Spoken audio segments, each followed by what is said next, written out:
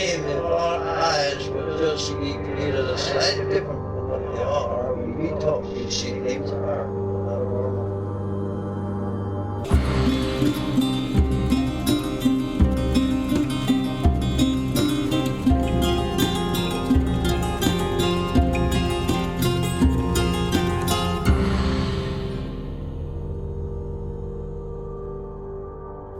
Welcome to Strange Familiars.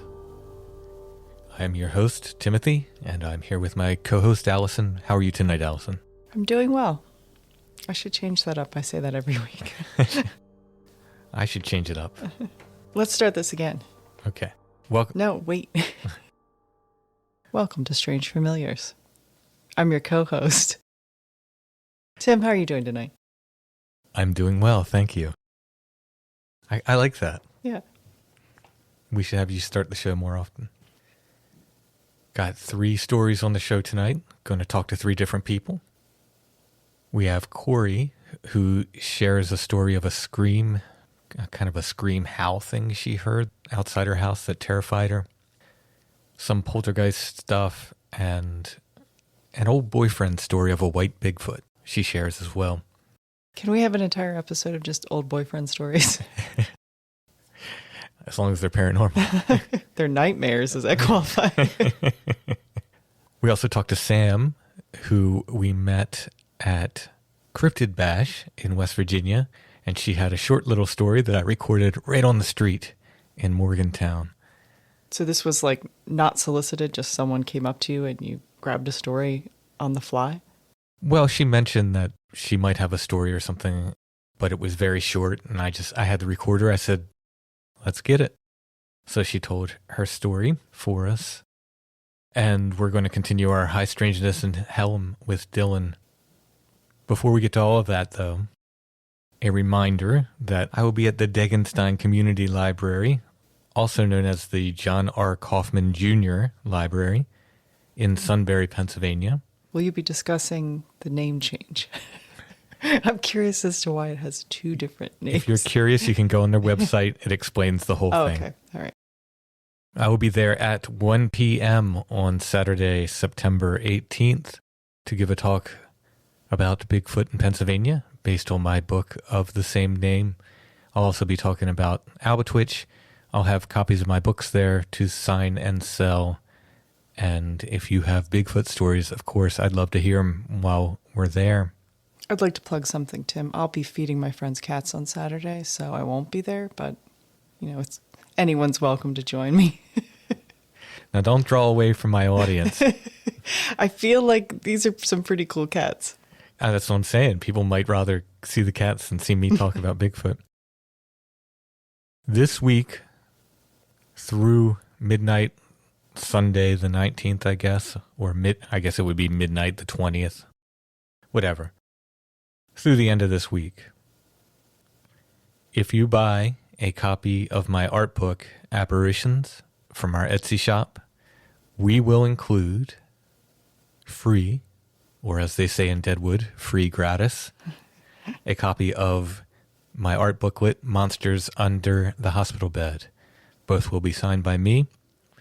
That's a sale that's just going on this week. Just order Apparitions, and we'll make sure to throw a copy of Monsters Under the Hospital Bed in with it. All right, so back to our third part of High Strangeness in Hellam. Dillon continues his stories. They get a little creepier and a little scarier. I want to say we're working up to creatures or entities, so there's some of that coming. But in this segment, we're going to hear a story about Dillon when he woke up one night in the middle of winter to find his front door open, which must be incredibly creepy. And he also shares a story of an encounter with what sure sounds like a man in black. So let's go ahead and get to Dillon.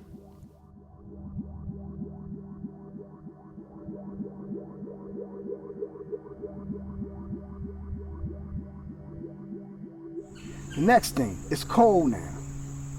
So we're talking the winter months. And that happened, let's say that happened in the middle of 2011. What I'm about to tell you next came probably 4, 5, 6 months later. It's winter time now, it's cold. Mm-hmm. In the wintertime, I keep my temperature up to 80 in the house. The temperature at 80 degrees. That's what the set point is. So it's 80. So 3:30 in the morning, 3:35ish, I wake up. The whole house is cold. It's cold as hell. So I get up. All this is in the dark. Get up. Go downstairs to the thermostat. First thing I thought was my electricity went off. Sure. I figured my electricity went off. And I looked outside. I could see the light, the street light, the street lamp by the mailbox. That was on. So I was like, the electricity is on. So I went over to the thermostat and hit the button. The thing lit up. The display lit up. It said set point 80. Inside temperature was like 42 degrees. Ooh, right? That is cold. Right. So I'm like, all this is in the dark. I don't turn no lights on. So I look into the kitchen. I wish I could take you in there so you can see it. I got pictures I could show you. But I wish you could get in there. I look into the kitchen because the thermostat is right on the back side of the wall for the kitchen. Okay. So as I'm looking at the thermostat, this is the entrance to the kitchen. So I just happen to look over and I can see light up into the kitchen. I can see light coming shining up into the kitchen on the wall. So I step over to the steps and look down, and my front door was all the way back to the closet. It was wide open. At 3:30, the door was wide open, and I'm looking down the steps saying, the is my door doing open? Right. Why is my door open? Right. So while I'm looking at that, I'm thinking the death threats, the guy who came to the deck. Right. I'm thinking, right. I'm like, these guys are really letting me know they can do what they claim they can do. Right. Right? So that, to me, eliminated the West Coast. Mm-hmm. Agitating me, playing, you know. Right, right. That eliminated that. Yeah. Right? So I flicked the light on. I'm about to run downstairs, and I'm like, as soon as I flicked the light on, I could see that the silhouette of the door turned black because outside it's dark, and when you turn the light on, that kind of was creepy even looking. So I was like, I ain't running down there. They could see me, you know. So I turned the light out, went in, grabbed my gun, went downstairs, closed the door, turned the light on. Once I got the door closed inside, turned the light on, and I just checked the garage, checked the laundry room, even the closet. I just opened the closet. It's small. Sure. No, I would have checked the whole damn house. I checked everything in the basement. Came upstairs, through the kitchen, into the living room. I have a bathroom. Just opened the door, looked in, came upstairs to the bedroom. I went to my son's room, his closet under his bed, went into the den. Same deal, opened the closet door. The den is empty. It's just you go in there, it's empty. Looked in the closet in the den. Came back out, went in my room, sat on the bed, and looked at my bathroom, like, closet, checked the closet. I'm like, it wasn't nothing that gotten past me, but I went in there anyway. No, I would have checked the whole damn I checked the entire house. And just sitting there like, okay, man, they all right, I get it. Mm-hmm. I get it. So that was the point right then. I'm like, all right, man, I definitely know I'm backing away from this now. And what kind of locks you have on your door? I had two locks, the bolt lock and the little lock on the knob. And you lock them both every night? Yeah, I would lock them both every night. It was nothing. That's no doubt in my mind. Sure. That always happened. Like a person with OCD. They check everything before. That was one of the things I always did. Mm-hmm. So definitely, most definitely, there's no way possible I'd have left that door open. Mm-hmm. No way possible that would happen. So yeah, man, when that went down, I'm like, damn, man, okay. People that knew my channels, they would be able to realize, where's he been at?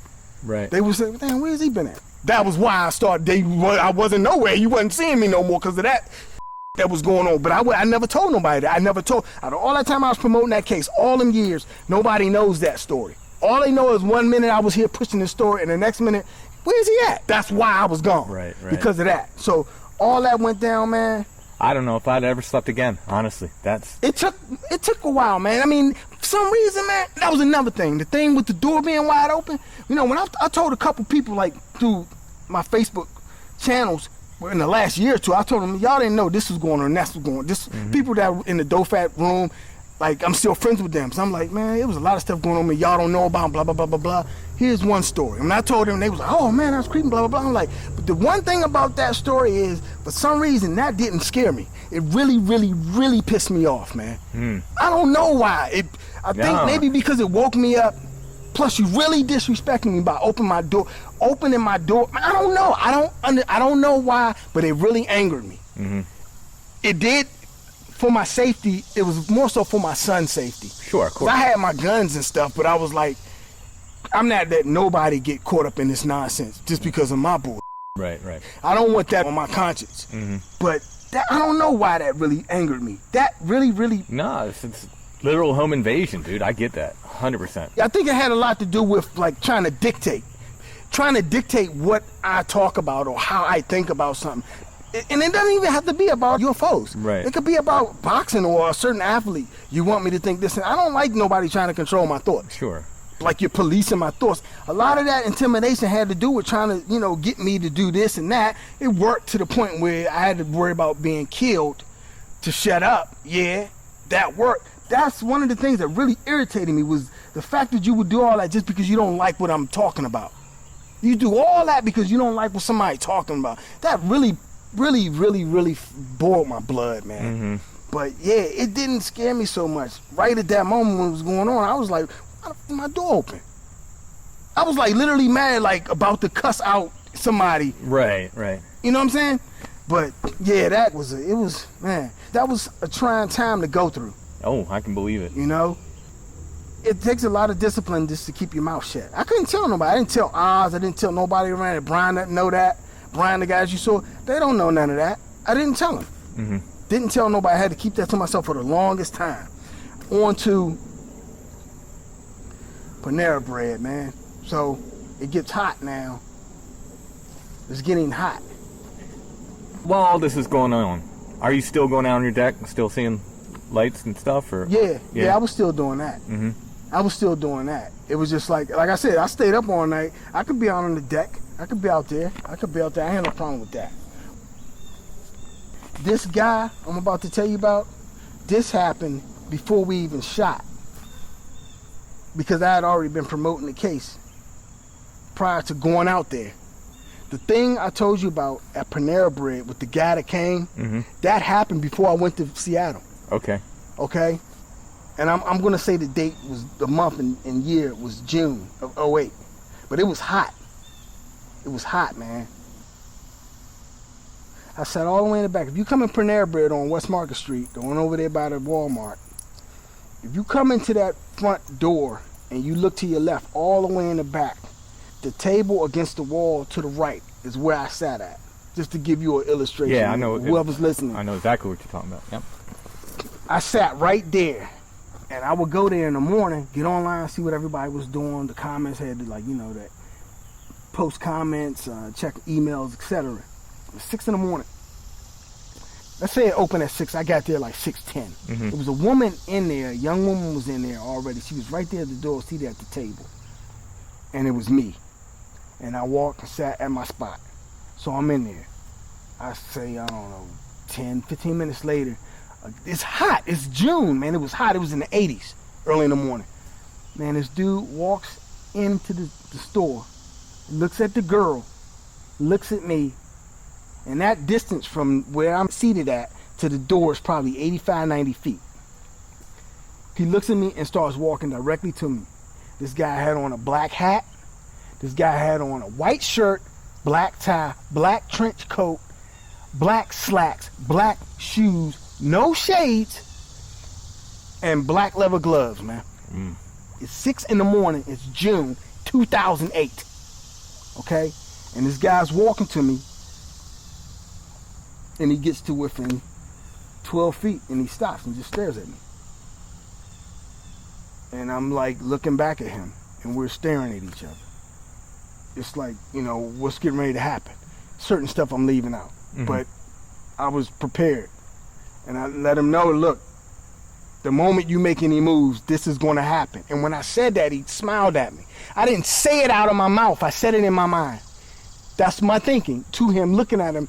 After staring at me and him doing this staring contest for 10 to 12 seconds, that's what I think. I think as soon as you move, this is going to happen. And he smiled.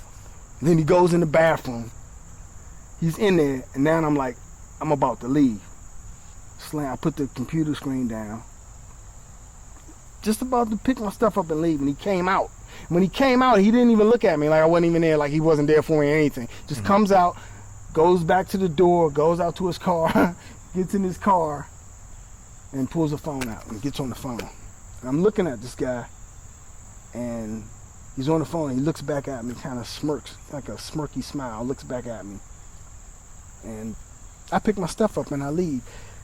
The guy got in an Audi A8, a black Audi A8. If you watch the movie The Matrix, I gotta laugh when I talk about this. If you watch the movie The Matrix, the second one, I think it's called Matrix Reloaded, that's what Agent Smith, or one of the agents, had. Right. An Audi A8. So I leave, and I'm going over this in my head as I go home and throughout the day, and I'm like, how do I tell people that? How do you tell people that? How do you tell people somebody dressed just like a man in black? Yeah. He gets in the Audi A8. And then the stories where people say that's what they do. They do things, when you tell a story, it mimics a movie. He got in an Audi A8. So, I mean, let's break down the whole thing, though. So, he didn't order anything, right? No. Did he talk to the girl, or he just looked at it and then turned to you? Just turned and walked straight to me. Yeah, see? 6-something in the morning. And then, not to get all macho or anything, but you square up with another dude like that, and you don't say hi or say your intentions or anything. Something, you don't know how anybody's going to react. You know what I mean? If I didn't know you and I came up to you like that in public, what are you going to think? I'm just standing there staring at you. You know what I mean? The guy, when he got about the halfway mark, let's say 50 feet from the door, so he's 45 more feet to me. I'm saying it's 35 more feet, my math's off. When he gets closer to me, I put my hand down in my waist. Put my right hand down in my waist. My left hand was up on I was like this. This is how I was. Like this. When I was explaining to that, I didn't know if you could picture it, but this is exactly how I was. Just like that. Just looking at him. When he stopped in front of the table, it just was a staring match. And it was just, I gave him that thought, and he smiled. The guy looked like Anderson Cooper, but aged him about 35, 40 years. That's how he looked. He looked like that guy. He had hair, but he didn't have no shades, man. It wasn't no shades. You always hear the Men in Black with the shades. That was the only thing he didn't have to match up. Totally. But yep. And that's how that went down. But the thing that kind of really was like, this is really serious, because of the gloves. The gloves. Guys who are hitmen, they wear gloves. Right. And that was, I was like, man, this dude is approaching me at 6 in the morning with black leather gloves on. That's only one, that can only be one thing. Gloves in June. In June, but not just the gloves. I'm talking the whole trench coat. The whole trench coat. It's too hot for any of that. Right. I had on like a t-shirt. Right. You know what I'm saying? You got on all this stuff. You didn't order anything. Just like you said, he walked in there, looked at the girl, looked at me, and just walked straight to one and stops. Yeah. Come on, man. Yeah. Now, how do you tell that to somebody? This happened at the Panera Bread on West Market Street in 2008 of June. How do you tell somebody from York County that? Right. You know, I kept that to myself, man. I kept that one to myself. Right. Well, then when he gets on the phone and, like you said, he like smirks at you, man. Looks over his shoulder at me, smirks, just turns his head back. And I got my stuff. I left. Yeah. I left, man. But yeah, these things were happening, man. So I've dealt with the physical confrontations. I know that that's real. I know that these people do harass people. You get too close to a story that is valid. If they really want to set you up, they will give you a couple of warnings. You know what I'm saying? So I'm getting these warnings. I'm getting these guys at my back deck. I'm getting the door open and all that. Those are the warning signs right there. You know? Now you decide what to do. If you're smart, I consider myself a smart person. I just slowly backed away. I did everything I wanted to do. I did the interviews that I wanted to do. When I first heard that guy's story, I always wanted to interview him. I didn't want to push it anything past an interview with me. Right. I know that interview's out there, it's going to sit out there and it's going to take on a life of its own. I don't have nothing to do with that. I backed away. So I backed away. It was out there, but I went through a lot of nonsense that don't nobody know about. Didn't he tell you that if you get close to him, like people who got close to him, stuff would happen to them? Yes.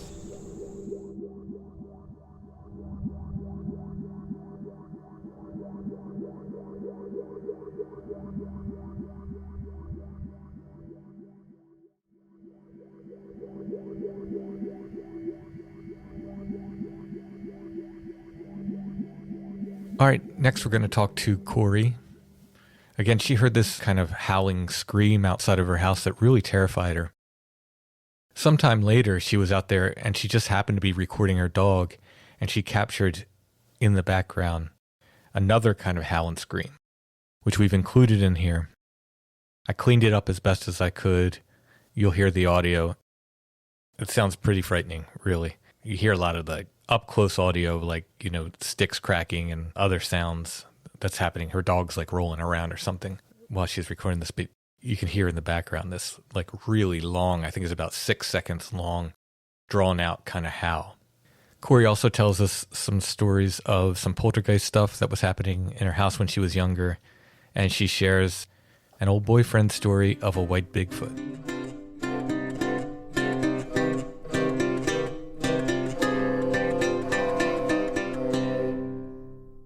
Okay, tonight we're talking with Kori, who has some interesting experiences to share with us, including some audio she captured. How are you doing tonight, Kori? I am excellent. Just slightly nervous, but also very excited. I'm happy you came on the show. Now, you wrote me about these strange noises you heard. So let's start with this kind of Bigfoot or maybe Bigfoot stuff, and then we can go backwards from there and get some of these poltergeist accounts from when you were younger. But Okay. Let's start with these screams and other noises you heard. As much as you're comfortable, tell us where this happened. You can be as general or specific as you want. Yep. So I am in the eastern half of North Carolina. So is this happening around your house? Yes. So my house backs up to a buffer of a protected, it's not like a wildlife area, but it's a protected buffer because kind of in the middle, there's a town shooting range for the police officers. So there's probably a quarter mile to a half mile of woods, and then there's a park on the backside. So right up to my back fence is just woods that run east and west quite a ways. They just kind of expand outwards. And this stuff all happened right there? Yes. The most recent was a little further off, but definitely from back in the woods. And the previous experience before that sounded like it was on the opposite side of my back fence. And we have a third of an acre, so it's not like it's way far out there. This is pretty close to the back of my house. Right. So what was the first incident? The first incident was shortly after we moved into this house, maybe a year or so after we moved into the house. And at the time, we just had a dachshund, and that is a smaller dog, as you know, I'm sure. So we make a point to go out with him at night because of the woods to make sure he's not carried off by anything. And so this particular night, I took him outside. We have a back light. It's not a floodlight, but it's a pretty bright light. It's on the back of our house that illuminates our back deck. And I took him out, and I actually came back inside. I don't know if it was to fill up the dog water bowl or whatever it was, but whatever it was, I was only inside for a short time, and I went right back out to go and watch over him. And he was moseying around the yard and did not want to come back in. And so I actually went to step off the porch to go and get him. And I heard a noise that sounded as if it were on the backside of our fence. And it was a noise I've never heard in my life, never have heard since. Can't really even describe it. I sat down and listened to any wildlife animal I could think of that we would have in the area and all their various calls to see what the heck this thing was. But the most chilling part for me was this happened as soon as I took a step off of our back porch into the grass. And it felt to me like a warning. I'm a huge animal lover. I would do anything for my pets. And it scared me so much that I backed up. I walked backwards, back up the stairs, back so that my back was up against the house. And then we have another little set of like 4 stairs that comes up into a screened-in porch. And I walked sideways. And I basically had told my dog, like, you're on your own. If you're not coming, I can't save you. I was terrified. I've never been so scared in my life. And I remember coming inside the house. My dog obviously followed me very quickly. He was also shooken up by whatever it was out there. So he did react to it. Oh yeah. Oh yeah. He hurried up real quick. And so then I came inside, I locked the door, and we have these plantation shutters in our downstairs that look out into the backyard, and you can pull them so that they're all kind of open so that you can see through the slats, if that makes sense. Mm-hmm. And that's how they are, because that's how they are during the day. And so they were open like that. And I was so terrified that I came inside the door, locked it, and stayed where I was. I did not want to walk past those windows even to shut them. I called my husband down. He was upstairs. I don't remember what he was doing, but I called him down to shut them. I was like frozen in fear. I could not even move to walk past those windows. I've never been so terrified in my entire life. Wow. Now, I've talked to, people who have heard, different screams and so forth like this, and a couple people were very, very insistent that it was more of a roar. Would you describe it like that, or was this more like a scream? It's interesting that you say that. I've tried to describe this to my mom, who's also listens to your podcast and is also very big into Bigfoot. And she's asked me the same exact question, and I can't even begin to describe it, but it was more of a roar than a scream, but it was somewhere in between. Like it was some kind of combination or in between of the two. It wasn't exactly a roar. It wasn't exactly a scream. Louder than a person could make? Oh my gosh, yes. And longer, just more drawn out than what I feel like the normal person can. At that level, at that volume, it was such a long noise. Does that make sense? Yeah. So something with huge lung capacity. Yes. Yeah. Yes. So did these sort of events keep happening around the house? So I haven't really experienced a bunch of happenings in the house. That is the only time I've ever heard that. My husband's never heard anything like that. We have heard coyotes back there before, and we do have a flashlight by the back door that we take out with us now. So we've seen coyote, we've seen deer, but nothing like that. And more than hearing noises out there, it's the fear. I've never experienced a fear like that with any noise I've ever heard anywhere. It was, I can't even begin to describe for the listeners just how powerful the fear is that came over me. Wow. Well, I mean, that Chad describes hearing whatever he heard as scream or roar. And the first time he was curious, the first time he heard it, he was curious. And then it sounded off again. He was in the woods when it happened. And the second time he said he just got this feeling, we got to go. We have to go. Yes. Yeah. So I'm a little bit type A. My mom actually introduced me to your podcast, and I've listened to probably 6 of your most recent episodes as they come out. Mm-hmm. But I went back to the very beginning, and I'm listening in order. Mm-hmm. And I'm at one of your Site 7s where you were talking about your previous experience where you backed into the circle, and you guys kind of did the same thing at this visit from early 2020. And I can totally relate to how that feels.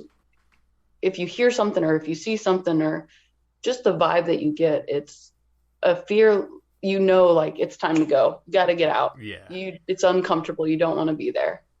Yeah. We always say we know when it's time to go there. Mm-hmm. Mm-hmm. Mm-hmm. So you sent this video. Yep. So this was another time, obviously.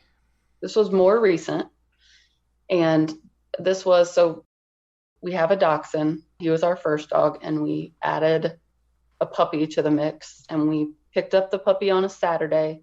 And this video that I sent you is from Sunday morning. So the very next day after we got this puppy, and she's young. So we're taking her out bright and early, and she's adorable and cute. So she's rolling around and doing all kinds of stuff in the leaves, and I'm just taking video after video trying to get her doing something cute. And in this, I think it's the second video that I took, it was 7:28 in the morning, First one happened at night, by the way. That first situation happened at night. This one's early in the morning, 7:30 in the morning. And it's kind of off in the distance, but it's a long drawn out, what I think of when I think of a Bigfoot yell. It's just long and lots of lung capacity. And I can tell it's off in the distance, but it's still very loud. And I go from recording my dog, my little puppy. You hear the whole noise while I'm panning down at my dog. And I, as a person, am looking up into the woods like, what in the world was that? And so then I realized, and I'm like, well, and I pull my camera up and you don't see anything, but I just pan it and you can kind of see the woods. So for you, it will give you kind of a visual of the woods that are back behind my house. Yeah, I see that your yard's fenced in. Yeah. And if I can pull the audio from that, I will insert it here.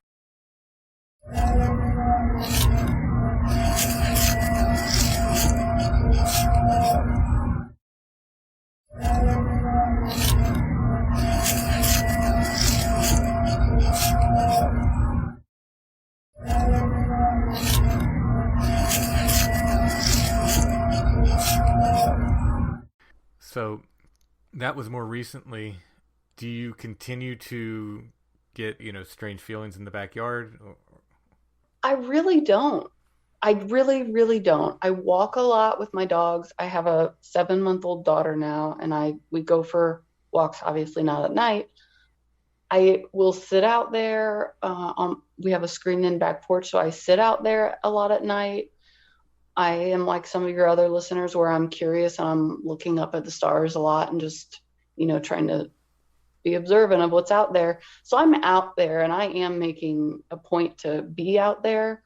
I have not heard anything since. They actually have started kind of developing in the area. So it kind of breaks up what was these long stretches of miles and miles of woods have kind of started to be broken up and developed.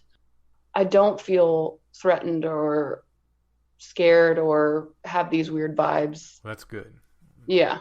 It is. I mean, I'm also curious and interested in it, so I wouldn't hate to have something, but not like the first one. The first one was frightening, and I didn't want to experience that ever again. Yeah. But that's interesting because, so it's not like, you take the dogs out at night now and you're particularly scared or feel like right. Something's there or anything. It was that particular incident. Right. Yeah. And even when we've heard coyotes, I don't feel the fear. Like I said, it was real. It's like nothing I've ever experienced. Yeah. So you mentioned this story about seeing this little black furry creature, and you mentioned some poltergeist activity. Did these things happen at the same time, or this is in your youth? Yes. So those were in my youth. Those were I am originally from Illinois, a little town, probably about 30 minutes outside of St. Louis, Missouri. When you say Illinois, a lot of people think Chicago, but I'm actually down more in the southern part of Illinois is where I'm from. And I had a lot of poltergeist type activity happening as I was young. And I have a brother who is 15 months younger.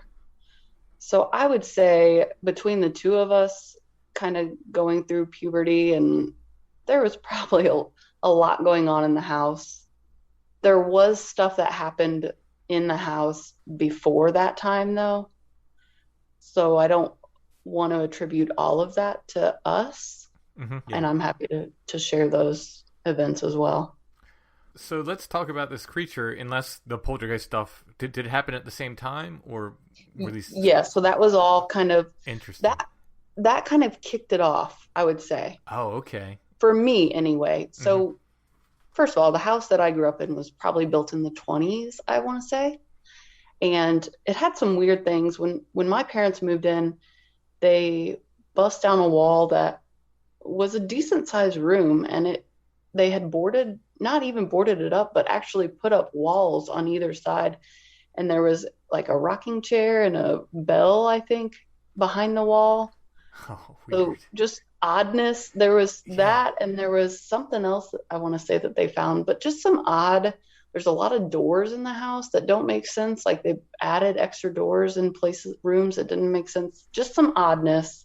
Even before the poltergeist activity, my mom and I both consider ourselves to be a little bit sensitive to these things that other people might not notice. So I've always had a weird feeling about the basement. Not exactly sure why there. But actually, my older half sister saw a ghost of one of our dogs that passed away in my bedroom. And I remember the story to be right by the closet door, which is where a lot of my poltergeist experiences happened. But this was a friendly, it was a pet of ours that had passed away that she was seeing. But as we grew older, apparently my mom had had a psychic party in the 90s. And she said this was all the rage at the time. Like people would do this with their girlfriends and have people come over, and the psychic would be stationed somewhere in the house and would tell people's, I don't know, futures or whatever. So I was little. I don't remember this even happening, but apparently it did take place in my bedroom. So poltergeist starts happening as we're getting a little bit older. And the first thing that happened to me was I had this dream that felt very real with this small-ish, I grew up with big dogs, so maybe it was medium size, but small to medium size, standing on two legs, not on four, fuzzy thing that looked like a black dog, but it was standing on two back legs, and it was fuzzy, but it had red eyes. And it was standing in the doorway of my closet. In the dream, I was scared, but in the dream, I woke up and it made itself known that its domain was my closet, and that's where it lived. And when I went in there in my dream, this is all still in my dream, like all of my belongings were organized, biggest to smallest. This could all just be me because I'm very type A and organized kind of person. But after that is when I started having issues specifically centered around the closet. So I would be in my bedroom playing with stuffed animals or whatever the heck I was doing at that age. And my closet door would swing open. Oh. And that's creepy enough for me. I'm still to this day, I'm not a huge fan of closets. But to give you even more of a backstory, this closet door in particular, of all the closets in our house, this door stuck really bad. It stuck to the point where when you would pull it open, it would almost like wobble because the top would stick so bad in the door frame that when you would pull it, the bottom would be coming out before the top, and it would kind of just wobble, if that makes sense. Yeah, I'm familiar with doors yes. like that, yeah. So this was not a door that just came open, number one. And number two, when it did come open, it wasn't a smooth, graceful motion. And this door would just ever so lightly just glide on open, just as smooth as could be. And it would come wide open, and I'd just be sitting there looking at this black closet. It was a big walk-in closet. So it went in, and then it kind of, the eaves of the house slanted so that the closet itself slanted all the way down to the back. So it was big, and it was terrifying for me, especially at that age. And it happened, and I remember the first time getting up and shutting it and just thinking, well, that was odd. But then it happened again. This was not a one-day thing. This would happen frequently. And to the point where I went downstairs at one point, and this was what my mom remembers as well. I came down and told her, my closet door keeps coming open. Like it just keeps coming open. And of course, my mom has all the background information. She knows that she had a psychic in the house, and she knows that this door sticks. And so I'm sure she thought it was weird. So she actually came up and yelled at whatever it was and basically said, like, you're not welcome in this room. You cannot be here. Don't be scaring my children. That was a big one that happened to me. And I don't really remember the closet coming open a lot after that. I would say it probably still happened from time to time, or it would just be cracked or just odd things. Mm-hmm. But there were other things. So my mom would hear my brother breathing in his, like sleeping in his room, and he wouldn't be in there. He would be at a friend's house, or we would be downstairs all together and we would hear something running around upstairs. And we had cats growing up, but this was at a particular period where we had no cats. They had passed away. So odd things like that, or lights being turned off. Or my mom has an experience in the basement where she went down there with a voice recorder, and I don't know why she was doing this, but was asking, like, is there something here? And she says that the washing machine started like rocking back and forth and banging, like someone was banging on it, but it was off. So she ran upstairs and stopped recording and was like, never, I'm not doing that again. I don't want to know what's in here. Right. So I remember another occasion where I was actually taking a nap, I believe, in my parents' bed. Mid-morning, I woke up and was awake. And I remember it felt like something jumped on the bed.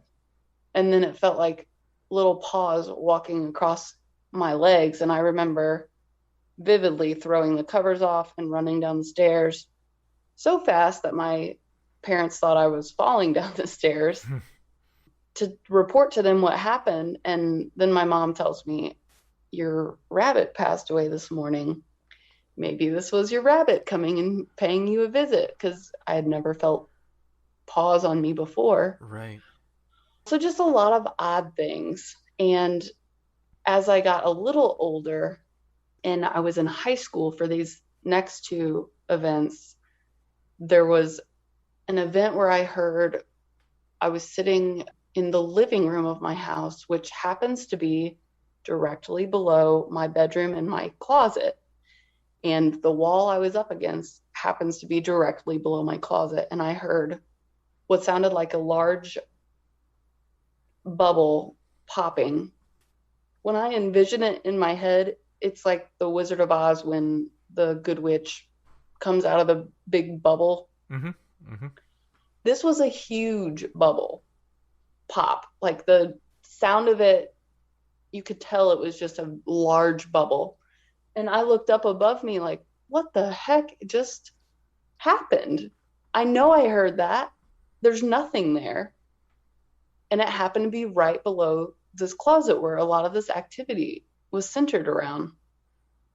And shortly after that, the paint on the ceiling where I heard this noise started peeling off. It was peeling off the ceiling. Oh, that's interesting. Flaking off. That happened. And then the last experience that happened to me in the house was also a very terrifying one, where I was in the shower and my mother and I compared notes, and she remembers it differently than I. She remembers being home. I remember being home alone. But regardless, I remember being in the shower and I'm rinsing soap out of my hair, and I stand facing away from the shower stream, and I was running my hand back through my hair into the stream, but I made contact with a hand. Ooh. That was not my own. And it was like simultaneously at the same time that the hand was touching the back of my head. Ooh. And the hand it wasn't like it was cold. I honestly thought maybe it was my brother or whatever it was. I turned around, nothing was there. I looked out the shower. The door was still shut. The door was locked. So with soap in my hair, I turned the water off and I got the heck out of Dodge. I got out of there. I mean, with soap still in my hair, and ran out looking, like yelling for my brother, what the heck are you doing? What's going on? And I remember no one being there. And so I was even more terrified. Yeah. Thinking, well, what was that? But my mom happens to remember being there, and being equally as alarmed, like no one was in there. We're sitting out here in the living room, and that faces the bathroom door, and nothing came and went. And I don't know whether this is, growing up with culture. I don't think I've ever even seen the movie Psycho, but culturally, that's a thing. When you're in the shower, or if you just feel vulnerable because you're naked and exactly and bathing. I don't know what it is, but that's creepy. The shower stuff is just creepy. It's not okay. Yeah, you're right, because you are very vulnerable, and that's a private time and a private moment. And I was not expecting, as you grow up in a house where you're experiencing some poltergeist type activity, it's not that you are expecting it, but when it happens, I don't know. I guess you're just not oblivious to it anymore. But I was not expecting that. I had not had any experiences like that. And so it was very alarming to me. Yeah, it's very disturbing. Yeah. So growing up with a mom who was essentially a believer, mm-hmm. did that make it easier to talk about this stuff, or easier to recognize like things were going on? So interestingly, my mom was brought up very Catholic, and so was my father. And my mom was divorced before she had my brother and I. So the Catholic Church kind of pushed her out, I guess. Mm-hmm. They were not okay with that at the time. That was right. a big no-no. Right. So we were not practicing Catholics, but we were very much brought up with the same Catholic beliefs, I would say. Mm-hmm. So there's, like you talk about the Mother Mary, and like I can relate to all of the things that you say. But as well, my mom has always been, I don't know if the cart came before the horse. I don't know if she's always been interested in this stuff, or if her love for Halloween has made her interested in this stuff. But at some point, those paths, I guess, are intertwined. But my brother was actually born on Halloween, so Halloween in my house was always a big deal, always something very much celebrated. And I think because of that, we kind of embraced some of the oddities and spooky things a little more than what some other families might, especially being very Catholic. But I think knowing how my mom felt about things did make it easier to approach her and not feel like she was going to say, there's nothing wrong with your closet. Right. Go back up there. You know what I mean? She actually listened to us and believed that what we were saying was real and was a possibility. And then on top of that, we'd sit down as little kids and say, tell us a ghost story, tell us a ghost story. And she had experiences that happened to her as a kid with lights in her bedroom with a sleepover. And my grandmother had an experience where she felt like one of her children were standing at the side of her bed looking at her while she was napping. And instead of opening her eyes to see what was wrong and if the kid was sick, she just laid there pretending to be asleep. And she heard a whip noise and was struck through her covers and had marks from what she described as like a whip. Wow. And that's in my grandparents' house. That's not even in the house I grew up in. But just so it's like there have been things that they've experienced. And so I think my mom was, again, open to it and believed us when these things would happen. So you moved from that house. Did the whole family move, or does your mom still have Nope, property? they're still in that house. Are there still things happening? We feel like there is a hot time of the year where things are more likely to happen, but it doesn't happen every year. That's interesting. And it's not nearly to the same extreme as it was when we were teenagers, young teenagers. Right, yeah. I mean, that checks boxes. Yeah. There. Yeah. It's a lot of like noises. I thought I heard this, or this was moved, or just odd things, but nothing quite as terrifying as when we were there and young. Now, when you go back to visit, do you ever check the closet? Funny that you should ask. I still don't like that closet, especially in particular.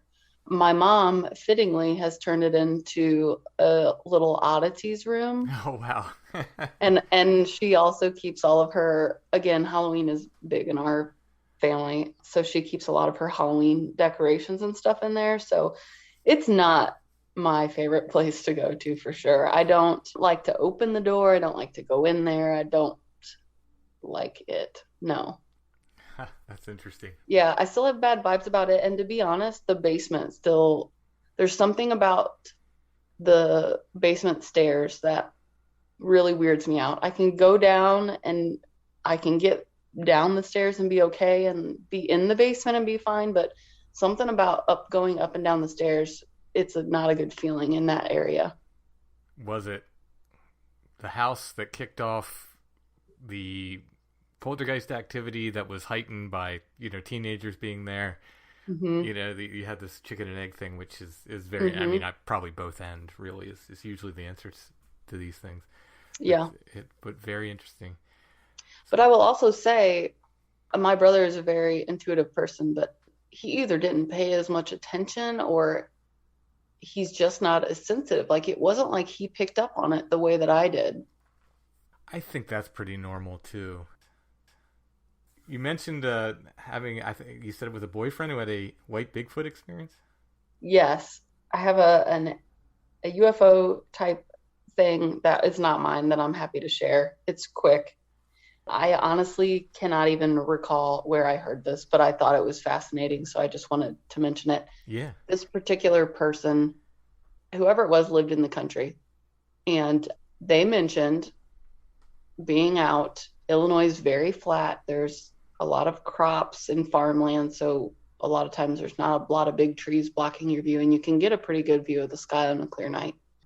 This particular person mentioned that they looked up to the sky to notice the stars. They were out, they were very bright, it was a clear night, and they, were just kind of not stargazing, but just kind of admiring the night sky, and realized that this whole big cluster of stars above them were slightly moving, just a huge surface area of the sky right above them, just slightly moving, and they could see like stars going out, like that it was covering.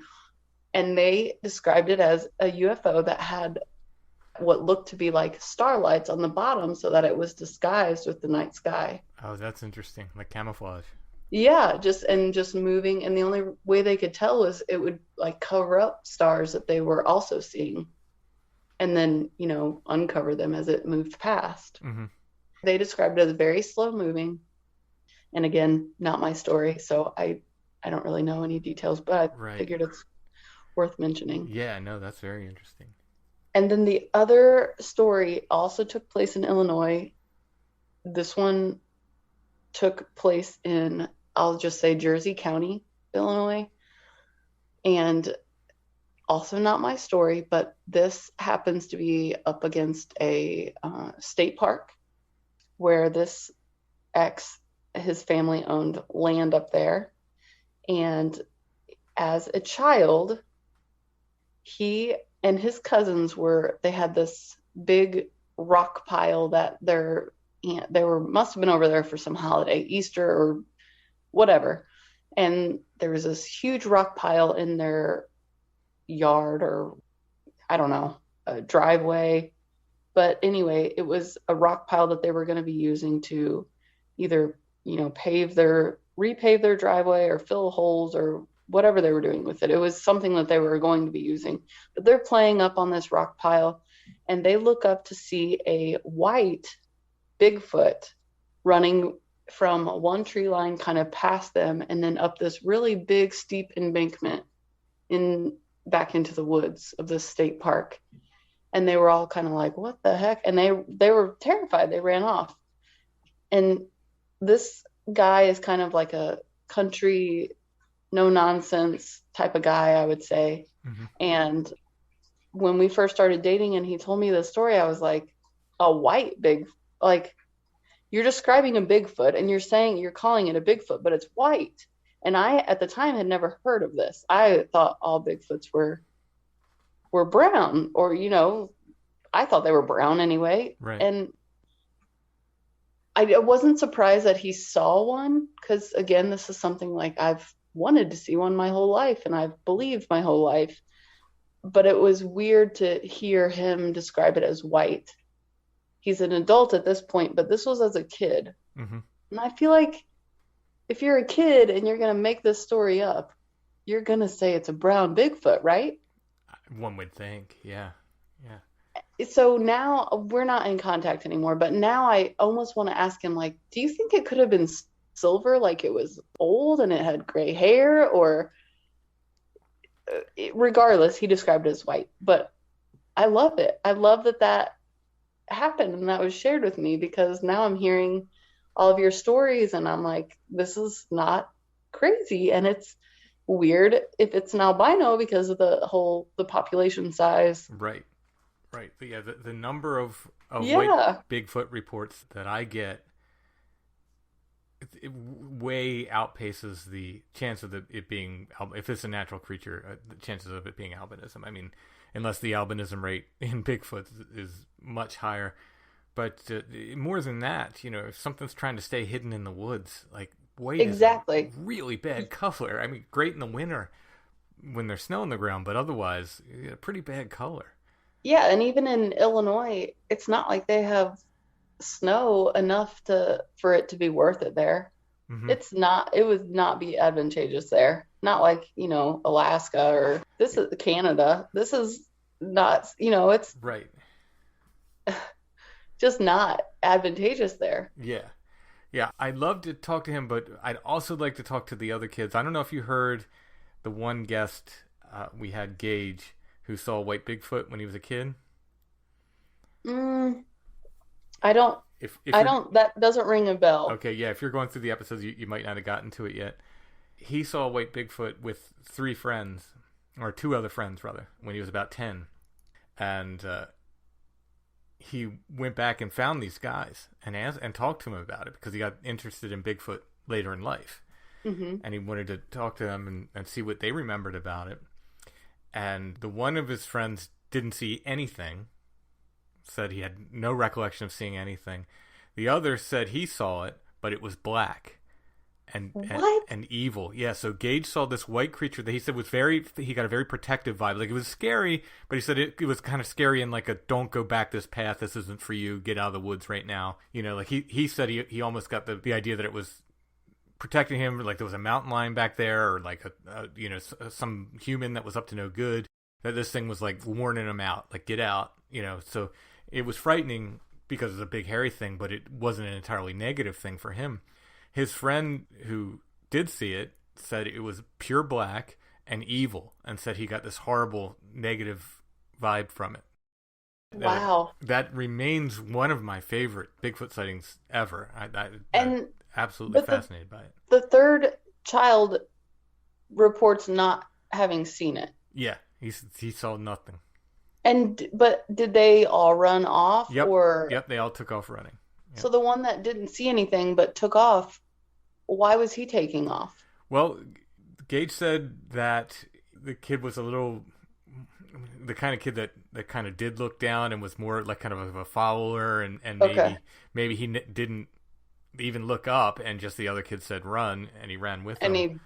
Well, I could see that. Yeah, I mean, that's possible. Or, the other interesting thing is it wasn't for him. Maybe he just didn't see it. Yeah, exactly. Or he has blocked it out because maybe it was traumatic. Absolutely possible.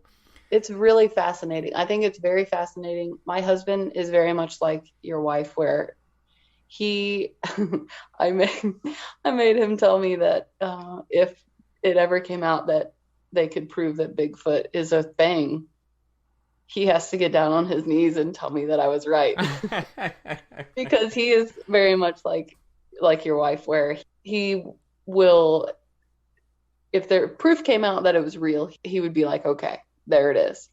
But he is very skeptical. So, and same with aliens, he's the same way. But I'm on the other spectrum, and very much like you and your wife, it kind of helps to have someone that will bring me back down. But I also, I feel like I've kind of opened his mind to like, there's some weird things going on. Yeah.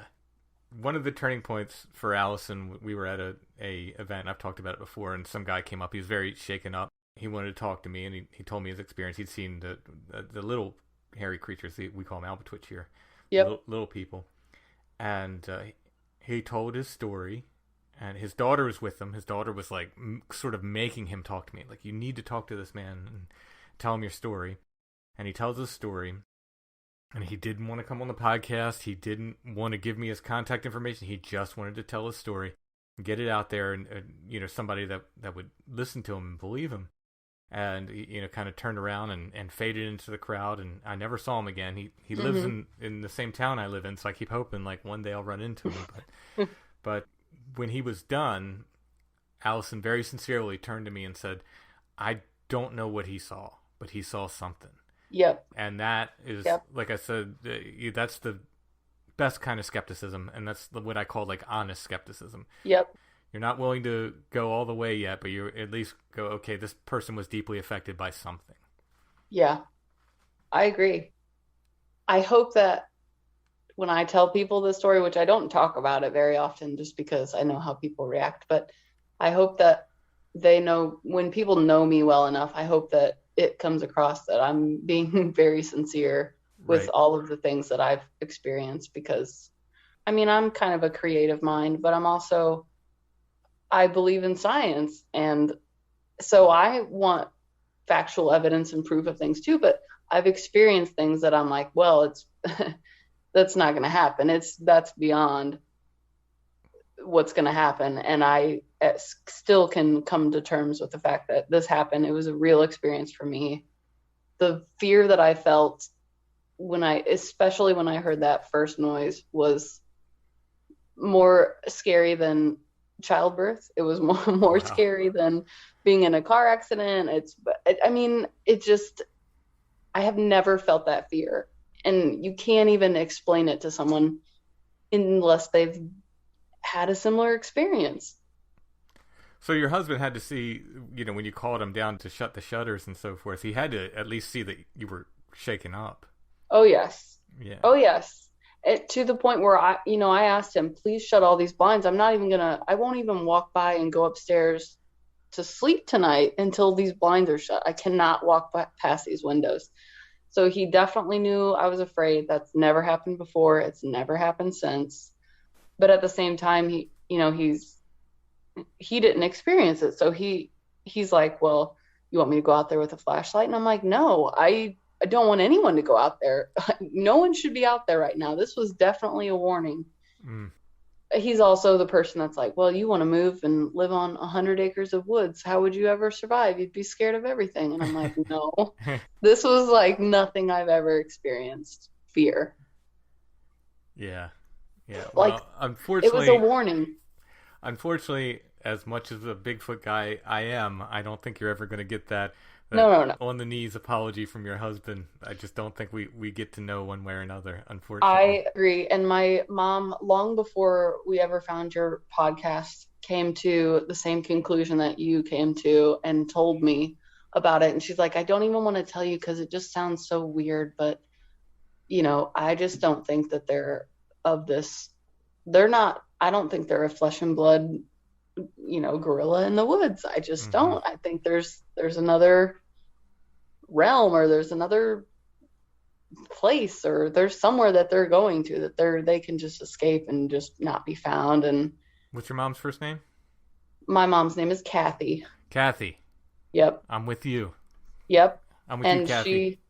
As soon as she said it, I'm like, of course. I mean, it makes perfect sense. Yeah, it's really, really difficult to make a breeding population work, especially, like I say, especially in Pennsylvania, especially in my part of Pennsylvania, and the number of reports I get, it's just, it just doesn't work. It doesn't work as a natural creature.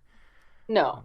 And it's not just like you probably thought, or like I thought as a young kid, it's not just the Pacific Northwest. Right. This is going on everywhere.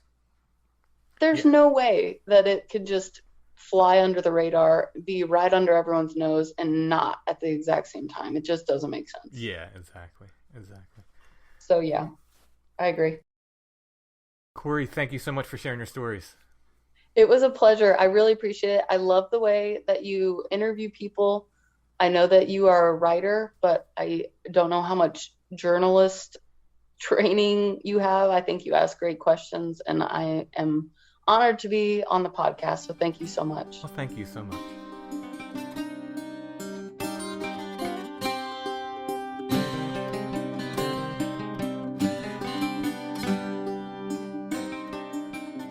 Do you know where you can find 90 Days to the Perfect Puppy, Allison? Oh, I do know this at sithappens.us. That's correct. See, this is a quiz to see how much you've been paying attention. Okay. And the link for 90 Days to the Perfect Puppy is at the top of the page when you go to sithappens.us. Why would you want to go to sithappens.us and click that 90 Days to the Perfect Puppy link? To build a relationship-based approach to you and your new puppy? Absolutely. They have a relationship-based approach to training, and they help you and your puppy become perfect for each other. Whatever kind of problems you're having with your puppy, 90 Days to the Perfect Puppy can help you. They'll teach you what to do. They'll teach you what not to do. If you sign up for 90 Days to the Perfect Puppy, you get access to a secret Facebook group where other puppy owners are kind of sharing their ideas and, you know, kind of their solutions for some problems which you may be having as well. You also get access to Tina and her staff. One-on-one options are available, of course. Did I recently see them teaching a dog how to read? It's pretty incredible. I'm not sure if I'm allowed to share that video yet. She said it's something they were working on. Okay. But yeah, it's amazing. They've written commands on like cardstock, and they hold them up, and the dog obeys these commands, these words. So if it, you know, sit, down, etc. We'll see if we're allowed to share that video. Maybe we can put a link to the video in the show notes or something at some point. Everybody loves puppies. Everybody loves puppies. And if you're having problems with your puppy, you can get help from people who love puppies. 90 Days to the Perfect Puppy. You can find them again at sithappens.us. Look for the 90 Days to the Perfect Puppy link at the top of the page.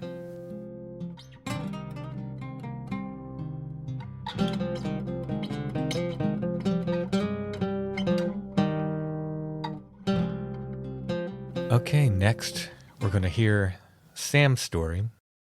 I don't know if I was on top of my question asking game because I was on the street in Morgantown, and she had kind of gone over her story before she even told me on the recorder. So I kind of knew what she saw. I'm not sure I was doing my best asking follow-up questions to kind of get her to clarify exactly what she saw. She saw this bat-like creature, but it was too big to be a bat. It was like the size of a small dog. And she saw it. 695 is the highway, the beltway around Baltimore. She was on that when she saw this thing fly above her car. Fly above her car? Yeah. If we had flying foxes around here, I would just say it was a flying fox, but we do not. Biggest In bat. Baltimore, pretty much anything is possible. They did have. Do you remember hearing the urban legend when you're like the kids who went down to Fells Point and they brought home this dog and then they found out it was a gigantic rat? Remember that? Yeah, I do. The biggest bat I think we have is the large brown bat, which can get a wingspan up to about 14 inches. So nowhere near the size of whatever she saw. Let's hear Sam's short story of her sighting of this bat thing, whatever it was.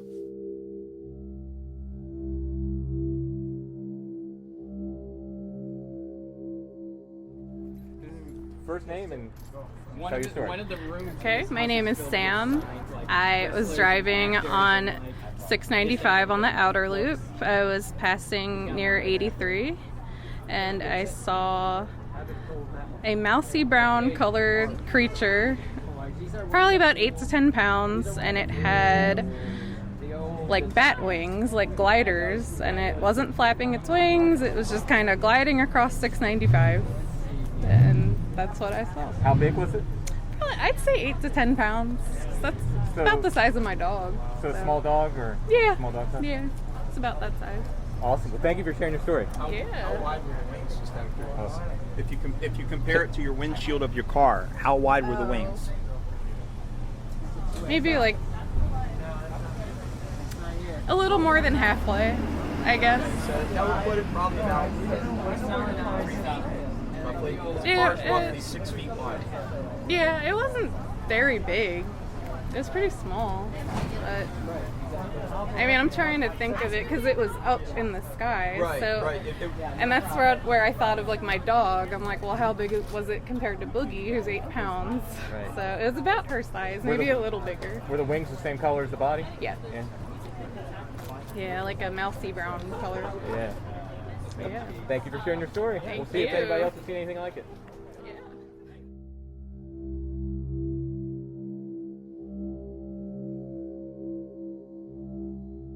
I have a very pressing question to ask you, Allison.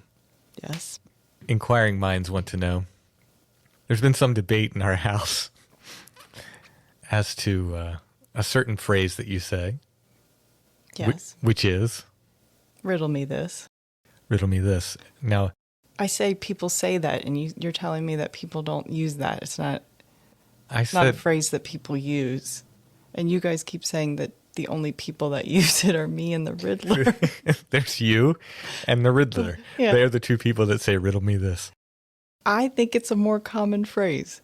You know, I think it was because we looked it up, and I guess there was a riddle book called Riddle Me This, and I think it perhaps was a more common phrase. But yeah, let's poll the audience and see if people in general actually say, riddle me this. I would love if the answer ends up just being Allison and the Riddler. You're acting like I'm saying like Grody to the max or something, like some sort of like generationally specific antiquated phrase. Riddle me this. Does anybody else say riddle me this? Or not on your tintype. Nah, no one says that, right? No, I mean, that was a phrase at one point. Was it really? Yeah. We're speaking like we have a tintype to sell. That would be a good segue. We don't. We don't. I mean, I have plenty, but that's not what we chose to. Yeah, if you're looking for tintypes, let us know. Tonight we're selling drugs.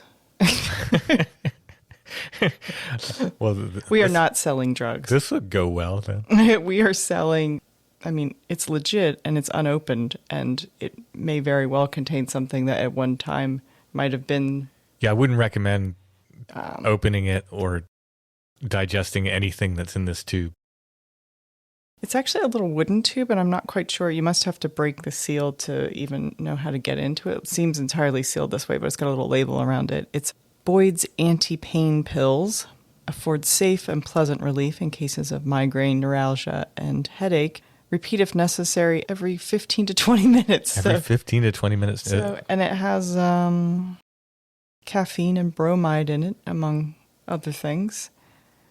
If you had a migraine, the caffeine would probably be helpful. I'm not suggesting any of this. I'm just... Yeah, no one take this. If you purchase don't take this. do not take this. This is just to put in your little... This is a curiosity. Yeah, a little curiosity. And who doesn't like having a nice reminder of anti-pain around? Do you know about when that's from? That would be very helpful. And I think it's possible because this is actually... The Boyd of Boyd's anti-pain tablets is I.N. Boyd of York, PA, who I assume is probably a pharmacist, which I could look up what era it was. I will look it up and we will put it somewhere in the show notes. But it's not new. How about that? It's not new. It's not any time recently. What would you guess? Just if you were guessing. Pre-1920 or after? The label looks maybe a little bit later, but the packaging is definitely... And I'm going to say it's before aspirin. In any case, it's old, and it would be perfect for a little cabinet that had weird medical things in it. A cabinet of curiosity. Yeah. So this is a tube. Yeah, like a little wooden tube. It looks like the size of about... Like a chapstick. Yeah, like chapstick or something. Boyd's anti-pain tablets.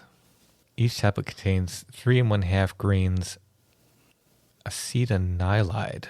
Yeah, look that up. You don't want to take that. I'm sure there are nurses right now going, don't sell this. Prepared for I.N. Boyd, York, Pennsylvania. So, seriously, we're selling this as a curiosity only. Do not take the medicine. It's not a cure for COVID. It won't deworm your animals either. Just leave it alone. Boyd's anti-pain tablets. Prepared for I.N. Boyd of York, Pennsylvania.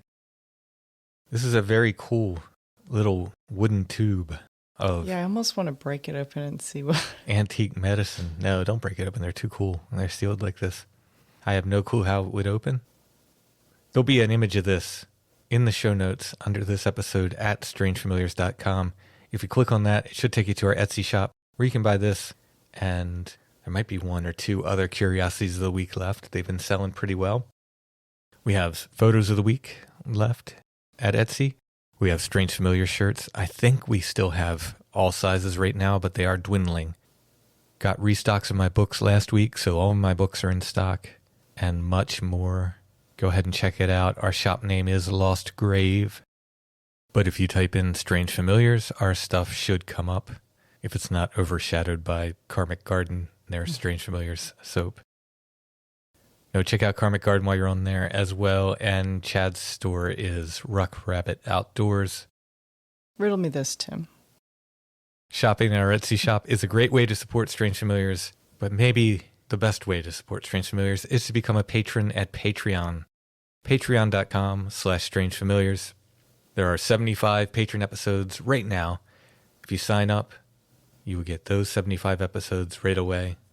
And we're adding more every month. We're trying to do 2 patron shows every month for people. Can we talk about what's coming up?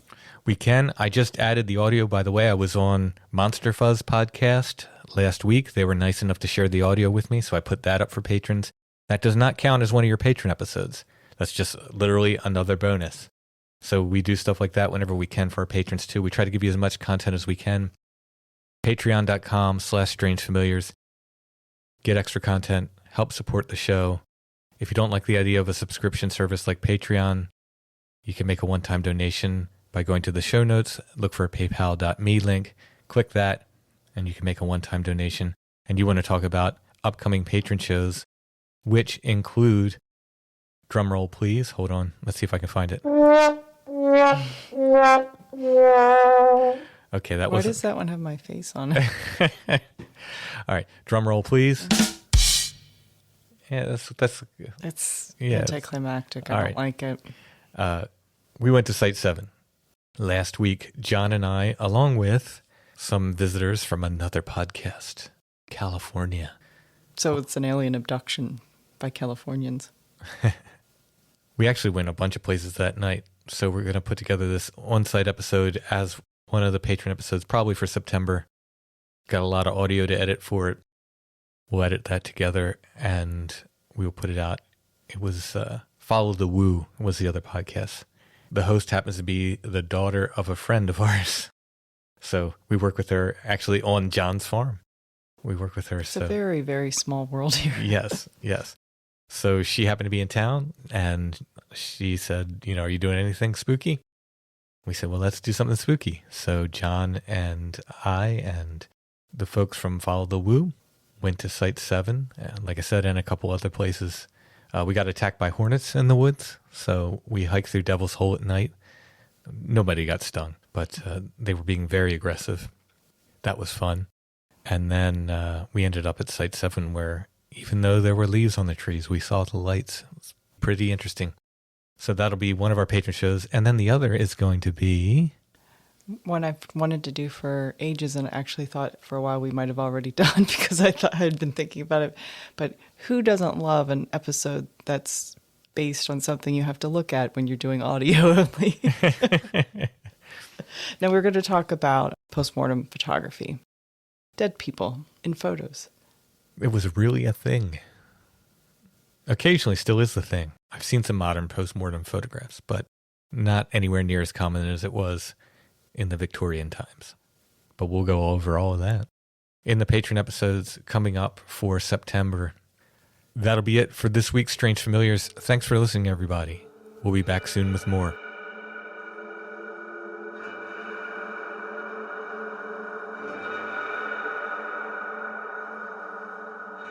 Strange Familiars is a production of Dark Color Arts, music, books, art, podcasts, and more. Intro and background music is by Stone Breath. Go to stonebreath.bandcamp.com if you want to hear more or purchase music by Stone Breath. Strange Familiars is on Facebook, facebook.com/strangefamiliars. If you're on Facebook, you can join the Strange Familiars gathering group. We're on Instagram @strangefamiliars, one word, and we're on the web at strangefamiliars.com. In 2019, the first Strange Realities Conference took place in Nashville, Tennessee. The pandemic and turmoil of the following year could not stop 2020's conference from thriving in cyberspace as a live streaming event. Now, for 2021, the third annual Strange Realities Conference will combine these worlds into a paranormal hybrid event, live in person in Nashville and streaming online. Join us in exploring just how truly strange our reality can be with an interdimensional lineup of speakers presenting unique and intellectual perspectives on magic, mysteries, and the paranormal. Featuring Alan Greenfield, Dr. J. Michael Bennett, aka Dr. Future, Tim Banal, Soraya Ascaf, Dr. Stephen Finley, Aaron Gullius, Amy Pachula, Brent Rains, Chris Ernst, Heather Mosier, Michael Hughes, Jose Herrera, Joshua Cutchin, Kiki Dombrowski, Nathan Isaac, P.D. Newman, Steven Snyder, aka Recluse, David Metcalf, Timothy Renner, Steve Stockton, and Bren Collier. Tickets available at strangerealities.com. It's gonna be amazing.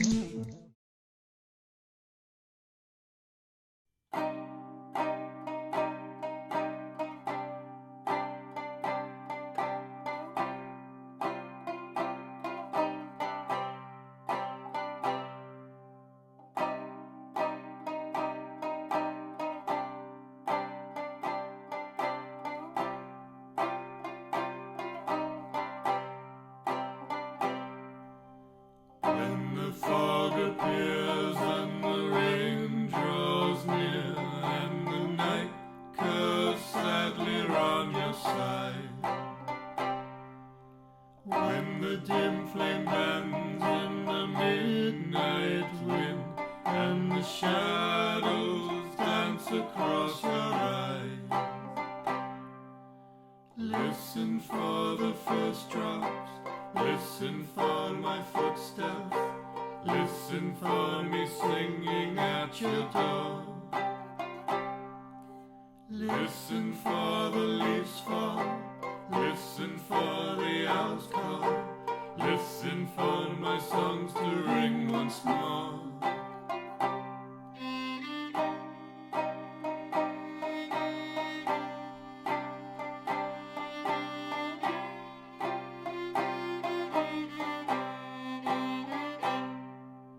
Dusty pages turn in a book old and worn.